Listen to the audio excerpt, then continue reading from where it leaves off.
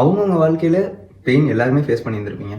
ஒரு ஆளுக்கு வந்து பெயின் வந்து ஒரு பொண்ணு விட்டுட்டு போனதாக இருக்கலாம், இன்னொரு ஆளுக்கு வந்து பெயின் வந்து ஜாப் இல்லாமல் இருக்கிறதா இருக்கலாம், இல்லை ஒரு ஆளுக்கு வந்து கல்யாணம் கூட பெயினாக இருந்திருக்கலாம். இப்படி எல்லாருக்குமே பெயின் இருக்க ஒரு சுச்சுவேஷனில் ஒரு பொண்ணுகிட்ட போய் உங்களுக்கு என்ன பெயின் அப்படின்னு கேட்டால் அவங்க ஒன்று வந்து அவங்களுக்கு நடந்த அபியூஸை பற்றி பேசுவாங்க, இல்லாட்டினா வந்து சைல்ட் பர்த்தை தான் சொல்லுவாங்க. சைல்ட் பர்த் இந்த அளவுக்கு சைல்ட் பர்த் வந்து அவ்வளோ பெயின்ஃபுல்லாக இருக்கா அப்படின்னு கேட்டால் ஆமாம், அந்த சைல்ட் பர்த்துங்கிற ஒரு ப்ராசஸே வந்து பெரிய பெயின்ஃபுல்லான ப்ராசஸ். ஏன்னா 10 மாதம் ஒரு விஷயத்தை சுமக்கிறதே வந்து கஷ்டமான விஷயம். இப்படி இருக்க சைல்ட் பர்த் வந்து வெறும் பொண்ணுங்களுக்கு மட்டும்தான் வந்து டஃப்பாக இருக்கா, ஹார்டாக இருக்கா அப்படின்னு கேட்டால் இல்லை. ஒரு சில அனிமல்ஸ் கூட வந்து சைல்ட் பர்த் வந்து பொண்ணுங்களை விட ஹார்டஸ்ட்டாக இருக்குது. ஸோ அது என்னென்ன அனிமல்ஸ் வந்து சைல்ட் பர்த் வந்து ரொம்ப, அதாவது அந்த ப்ரெக்னன்சியை வந்து ரொம்ப டஃப்பாக ஃபேஸ் பண்ணுது, அதை பற்றி இந்த வீடியோவில் பார்ப்போம். வாங்க பார்க்கலாம்.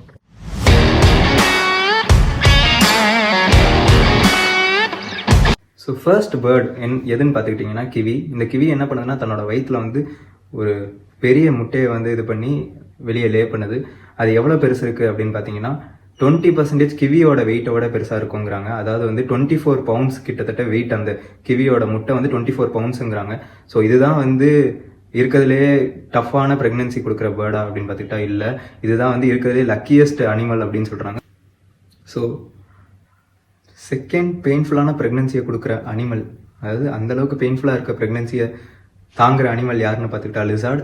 அப்படி என்னடா லிசார்ட் பண்ணிருச்சு அப்படின்னு கேட்டால் அதில் நிறையா டைப் இருக்குல்ல. எந்த லிசார்ட் அப்படின்னு கேட்டுட்டாலும் சிங்கிள் பேக் லிசார்டுங்கிற லிசார்ட் தான் வந்து ஒரே டயத்தில் வந்து 2 குட்டியை வந்து ப்ரொடியூஸ் பண்ணுது. அதாவது வந்து 2 லிசார்டு வந்து பிறக்குது. இந்த 2 லிசார்டு வந்து எந்த அளவுக்கு வெயிட்டாக இருக்கும் அப்படின்னு கேட்டால் ஒரு நார்மல் ஹியூமன் வந்து வெளியே வரும்போதே, அதாவது வந்து ஒரு நியூ பார்ன் பேபி வந்து ஒரு 5 kg இருக்கும். அதே வந்து ஒரு 7 வயசு குழந்தை வெளியே வந்தால் எந்த அளவுக்கு வெயிட் இருக்குமோ அதே அளவுக்கு தான் வந்து அந்த 2 லிசார்டோட வெயிட்டுங்கிறாங்க. அந்த அளவுக்கு ஒரு வெயிட்டோட வந்து அந்த லிசார்ட் பிறக்குது. அந்த அளவுக்கு வெயிட்டை வந்து அந்த அம்மா லிசார்ட் வந்து தாங்குது. தேர்ட் என்னன்னு பார்த்துக்கிட்டிங்கன்னா பார்க்குபைன். என்னடா அது வெளியே வரும்போதே முள்ளோட தான் வருமா, வரும்போதே வயிறு கிழிச்சு தான் வருமா அப்படின்னு கேட்டிங்கன்னா அது அந்த மாதிரி தான். ஆனால் வந்து அப்படி கிடையாது. அதாவது என்னன்னா பார்க்குபைனுக்கு வந்து குட்டியோட பேர் வந்து பார்க்குபீட்ஸ். ஸோ இந்த பார்க்குபீட்ஸ் வந்து வெளியே வர்றதுக்கு வந்து நேச்சுரலாக வந்து வர்ற வழியில் வந்து எந்த ஒரு டேஞ்சரும் கிடையாது அவங்க அம்மாவுக்கு. ஆனால் ஒருவேளை நம்ம ஹியூமன் படி நார்மல் டெலிவரி இல்லைன்னா சிசரியன் பண்ணுவாங்கள்ல, அதாவது குழந்தை வந்து மாறிடுச்சுன்னா அதுக்கேற்ற மாதிரி வந்து டெலிவரி பண்ணுவாங்கள்ல, அந்த மாதிரி வழி மாறிடுச்சுன்னா வேற வழியில் வந்துச்சுன்னா அந்த அம்மாவுக்கே ஆபத்துங்கிறாங்க. கிட்டத்தட்ட வந்து வயிறை கிழிச்சிரும், அதோட பைன்ஸ் வந்து அவங்க அம்மா வயிறை கிழிச்சிரும். அது வந்து பார்க்குபைனை வந்து, அதாவது அம்மா பார்க்குபைனை வந்து டெத்து கூட லீட் பண்ணும் அப்படின்னு சொல்லி சொல்கிறாங்க. ஸோ இதுதான் வந்து தேர்ட் டேஞ்சரஸ் ப்ரெக்னன்சி அப்படின்னு சொல்லி சொல்கிறாங்க. ஸோ ஃபோர்த் என்னன்னு பார்த்துக்கிட்டிங்கன்னா ஹைனா வந்து சைல்ட் பர்த் கொடுக்கும் போதே அதோட சேர்ந்து ஒரு சூடோ பென்னஸ்ன்னு சொல்லிட்டு ஒரு ரீப்ரொடக்டிவ் ஆர்கன் வந்து சேர்ந்தே வந்துடும் அப்படிங்கிறாங்க. ஸோ சைல்ட் பர்த் அப்போ வந்து அந்த ஆர்கன் வந்து தானாக வந்து கீழே விழுந்துருமா, வெட்டி அதுவே விழுந்துருமா. அப்படி விழுகும் போது என்னடா அப்படின்னு கேட்டால் சைல்ட் பர்த்தும் பெயின், இந்த வெட்டுற அந்த ஆர்கனும் பெயின் தானா. ஆனால் இது எவ்வளவு பெயின்னா அது விஷம் செத்துடலாம் அப்படின்னு தோன்ற அளவுக்கு அதோட பெயின் இருக்குமா. கடைசியாக ஒரு சில ஹைனா வந்து இது தாங்க முடியாமல், இந்த வலி தாங்க முடியாமல் செத்தும் போயிருக்கான். ஒரு 100% ஹைனா வந்து சைல்ட் பர்த் கொடுக்குதுன்னா அதில் 15% ஹைனா வந்து செத்துருமா, இந்த வழியிலே செத்துருமா. ஸோ அந்த அளவுக்கு வந்து பெயின்ஃபுல்லான சைல்ட் பர்த் வந்து கொடுக்குறது வந்து ஹைனான்னு சொல்லி சொல்கிறாங்க. ஸோ பெயின்ஃபுல்லான ப்ரெக்னன்சி கொடுக்குற 5வது அனிமல் யாருன்னு பார்த்துக்கிட்டா வெல்வெட் ஸ்பைடர். இது என்ன பண்ணுதுன்னு பார்த்தா போய் அது வந்து லே பண்ணிடுது, எக்கை லே பண்ணிடுது. அதுலேருந்து வர்ற ஸ்பைடர் என்ன பண்ணுதுன்னு பார்த்தா அதுக்குள்ளே வந்து அந்த வெல்வெட் ஸ்பைடரோட வயிறு வந்து டீக்ரேட் ஆக ஆரம்பிச்சிருது. ஸோ இந்த டீக்ரேட் ஆன அந்த வயிறு வந்து ஆட்டோமேட்டிக்காக ஒரு லிக்விடை செக்ரேட் பண்ணுது. இந்த வெல்வெட் ஸ்பைடரோட குட்டி வெளியே வர்ற ஸ்பைடர் வந்து தன்னோட அம்மாவோட லிக்விடை சாப்பிட ஆரம்பிக்குது. சாப்பிட்டு முடிச்சோடனே அவங்க அம்மா இறந்துடுறாங்க. அந்த லிக்விடோட கடைசி ரிமைன்ஸ் தான் வந்து இந்த குழந்தையோட வந்து ஃபுட்டாகவே இருக்குது.